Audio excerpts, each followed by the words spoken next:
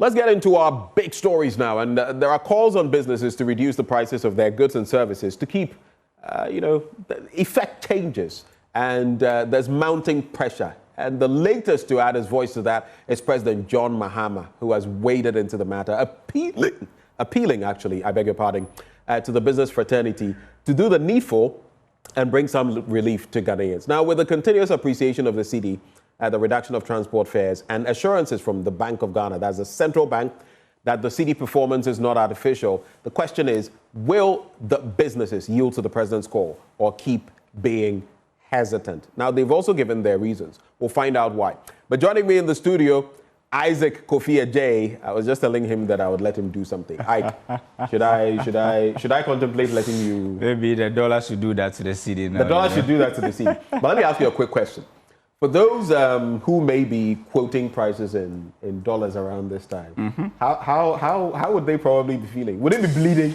Well, bleeding heavily. I mean, if you're an economic agent, a rational one, you should know where you stay at the moment in terms of pricing your goods in dollars. It's no longer profitable at the moment because the cedi now has more value than the dollar in terms of what we are seeing in the first 4 months of the year. But Ben, I mean, two things that I pick from what you just said, whether the cedi's appreciation is artificial, right, and in terms of the calls for businesses to revise their prices, do we have the efficient and necessary or sufficient evidence to prove that things must go down, price of goods and services should be reduced? And that's what we are going to analyze on the Smart World right now for you to understand where we've come so far as a country. The cedi is not just performing magic against the dollar, but other trading currencies. And in fact, if you look at the three main trading currencies in the world, the cedi is really performing well against all three. So against the dollar, 28 plus appreciation, against the British pounds, about 22%. And if you look at it on the side of the euro, 21% being the least there. But, I mean, 28%, very, very huge. And I'll show you a chart at the dying embers of the presentation, and you see why this looks unprecedented in the last, decade, or let me say, since we did redenomination in 2007. But, I mean, have we been at this low before in terms of the exchange rate? Yes, the answer is yes. We've been as low as 9 cedis, 80 pesos in when the country actually started having its crisis. We've been around 9 cedis, 80 pesos. But what we saw was that around that time, it started somewhere November of 2023, ended somewhere January of 2024, and we saw the normal depreciation continue again. It was very sharp fall in 2023, but what we saw was that, I mean, this actually, went back to the normal trajectory.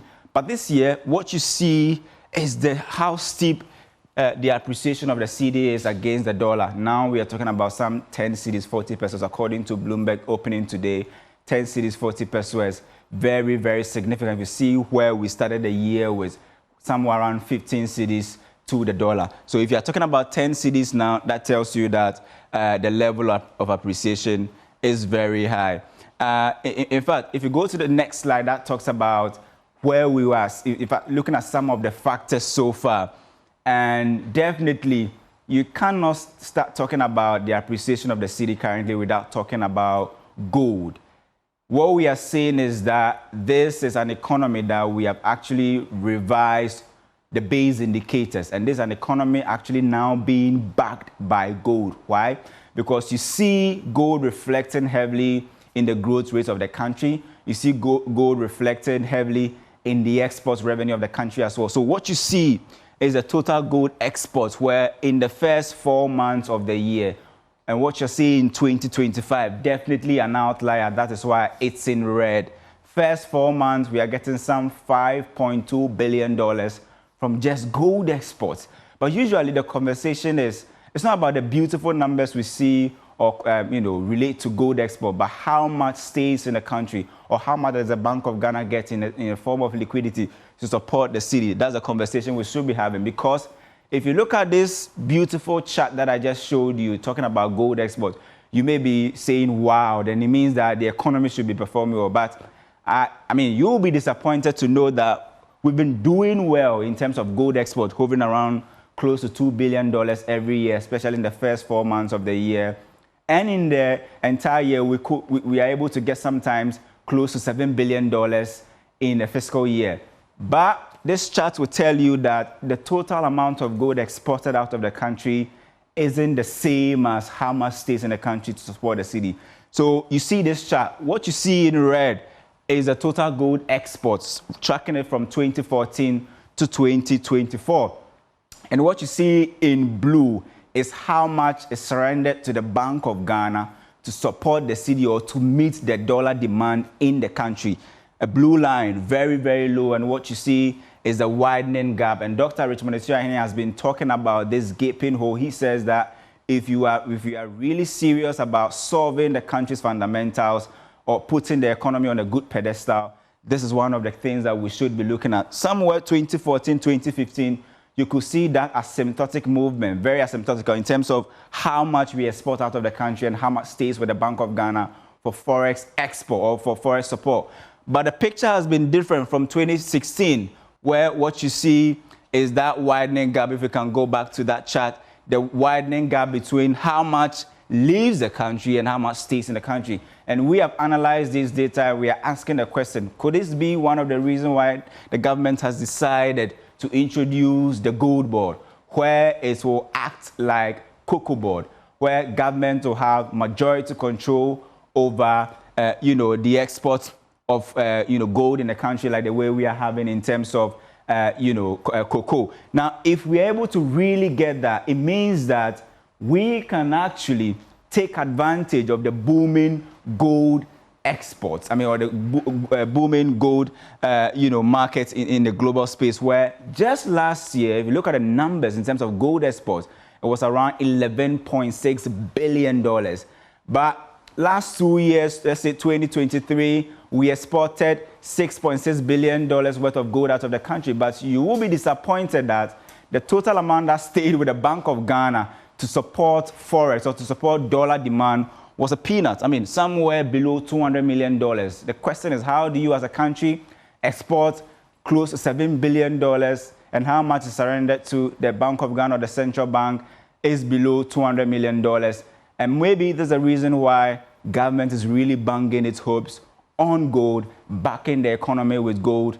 And if you're seeing this chart on your screens right now, that should tell you that the previous, jubilation we've had about gold export didn't really have a lot of impact on the economy, because almost everything leaves the country and just peanuts stays in the country. Now, look at this. In terms of the first 4 months of 2025, we've spoken about this already in terms of cocoa.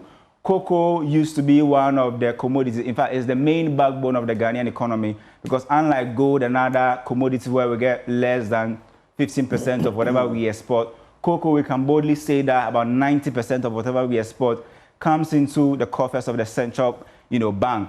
But the story this year has been different. If you compare it to what we saw last year, where in the entire 2024, the total amount of cocoa export that we got was less than $2 billion. This year, we are not even, we're not even done with half of the year, and I can tell you that we've exported more than $1.84 billion of cocoa. Why? Because of the good prices we are seeing, and because prices rallied last year to as high as $10,000 per ton. We were able to take advantage of that, and now you can see that in the entire 12 months of 2024, 1.9 billion was exported, and in just 4 months, we are exporting close to the same thing in 2025. That tells you that something significant is also happening in the cocoa space, giving Bank of Ghana the needed forex to support the dollar demand.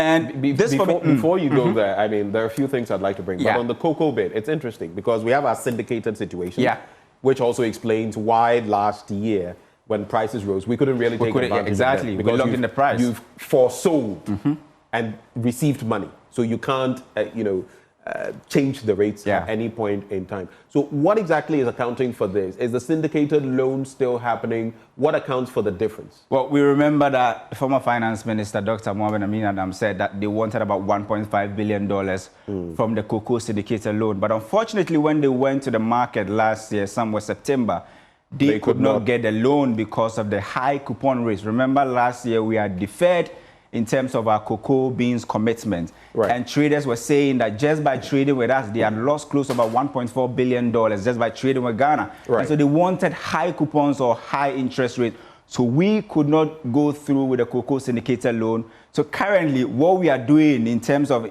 on a bigger scale, is to sell the cocoa on the spot market. That tells you we are able to take higher prices compared to what we locked in last year, somewhere around between $2,000 to $3,000 per ton, where prices rose to about $10,000, and we couldn't take advantage of that. The story is different this year, where you export less, you're still able to get more. So that's what's happening in the cocoa space. It also tells us something, which is the point I'm trying to drive home, that this syndicated loan thing, it was meant at the start to be a stopgap measure. Yeah. It became the norm.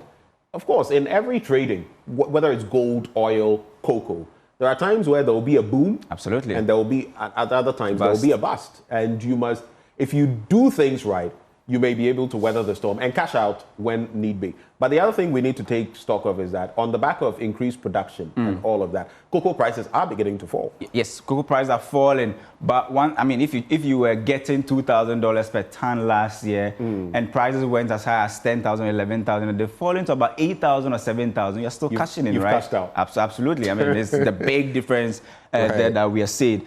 And with this, chart, what you see is that in the entire 2025, our total export in terms of the first 4 months of the year was somewhere around, 2024 was 5.8 billion. And you can see the average in the first 4 months is usually around $5.7 billion. But this year, something significant or something different is happening where we've been able to get some 9.33 billion from our entire exports, right?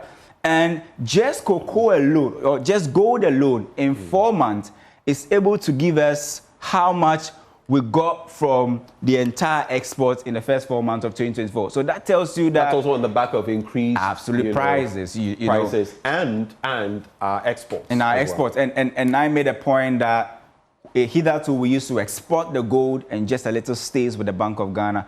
But with the introduction of gold board, the ambition or the aim is that governments should be able to take control of that market. Government should be the one exporting the gold and getting the forex to give to Bank of Ghana. So what is happening in terms of how the cedi is stabilizing is a simple demand and supply situation where demand is still there. People forget. It's not that we are not importing. People are still importing, but Bank of Ghana is able to meet the demand. And when that happens, it renders the black market useless. Because if you go to the Bank of Ghana, if you go to the banks, you're able to get the dollar. So why do you have to go to the black market to get at a higher price?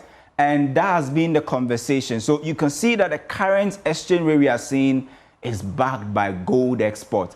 And government is taking control over the export, where even we've been having conversation about our reserves and people are saying that it could be the reserve. But I always say that reserves build confidence. No country actually uses their reserves to actually show up their cedi. It's only in a critical situation where you burn your reserve to save your currency. But when your currency is really performing well, you put your reserves in. That's why they are called reserves. You're not supposed to be touching them. But at this point, in terms of being under the IMF program, we're able to build reserves as high as almost 5 months of import cover. Right. That means the Bank of Ghana can now get the free space to come into the market and to do some of these interventions. And we know that, there have been times, I'll come back to you, there have been times where import cover has been hovered around 1 month, 2 months. Even below and now 1 month. If we're getting close to 5 months, that's monumental. So walk us through the rest of what we ought to be looking at. I see fuel prices there as well. Yeah, before we even go to that, I've always said that the markets women, they also have their own data. They may not have it in Excel. They have their data, eh? They may not have it in Excel, they may not plot graphs, but they have their own data that they work with. And until these data make sense to them, it will be very difficult for them to actually reduce price. You can actually see a cocktail of factors. People even speak about factors that we cannot even quantify, all of those things involved here. But one thing we can tell you is that one major factor that drives price down which is fuel prices, has been on a nosedive, and you can see that significant improvement. And we're actually projecting that in the next month or in the next window, we should see prices coming down to about 12 cedis or 11 cedis per litre. That will be good for the economy. Also, one indicator, which is the inflation, and we understand that the Bank of Ghana has decided to maintain the monetary policy rate. But if you go to the lending rates, 28% also. Lending rates has actually been reduced compared to 2 years ago, a year ago. All of those things are key factors that are supposed to drive prices down. Now, for me, this is my final graph that I'll show you. Confidence in the Ghanaian economy. And you can see it's up there, 103.6. That is the index we are seeing right now. It used to be around 81.